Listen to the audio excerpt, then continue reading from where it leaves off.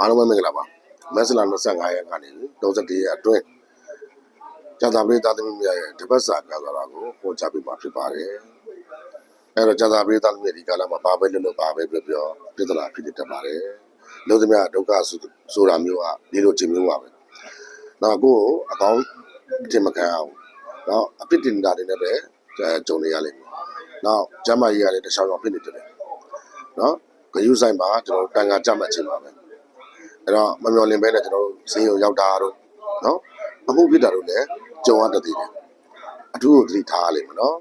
နောက်လုပ်ငန်းတွေဟာအိမ်နေရာနဲ့ပတ်သက်ပြီးပြင်ဆင်တာပြောင်းရွှေ့တာတွေလည်းကြုံရမယ်ဒါပေမဲ့အဲ့ဒါတွေအားလုံးဟာကောင်းသောပြင်ရခြင်းကောင်းသောပြောင်းရခြင်းမျိုးတွေဖြစ်ပါလိမ့်မယ်နော်ပြီးတော့ခရီးကိစ္စတွေရဝေးနဲ့ပတ်သက်တဲ့ဆက်သွယ်ထားတဲ့ကိစ္စတွေကတော့အဆင်ပြေအောင်မြင်ပါတယ်အလုံးနဲ့ပြတ်ပြီးတော့လိုချင်တာတော့အဆက်အသွယ်အသစ်တွေနော်ရတာတော့ဖြစ်လာမယ်ကာလလည်းဖြစ်ပါတယ်အဲ့တော့ကျွန်တော်တို့စနေနေ့မနက်စောပါပေါ့နော်ဘုရားတို့စုစုရဲ့စနေတောက်မှာထီးနေအသေး9လက်လှူဒန်းပြီးတော့လူရစုတောင်းပါအဲ့လိုလှူဒန်းလိုက်မှဆိုရင်တော့ကိုယ်မှာကကဲနေတဲ့ကကဲပြီးတော့ကောင်းကျိုးချမ်းသာများမုတ်ချရရှိတော်မှာဖြစ်ပါတယ်ခင်ဗျာ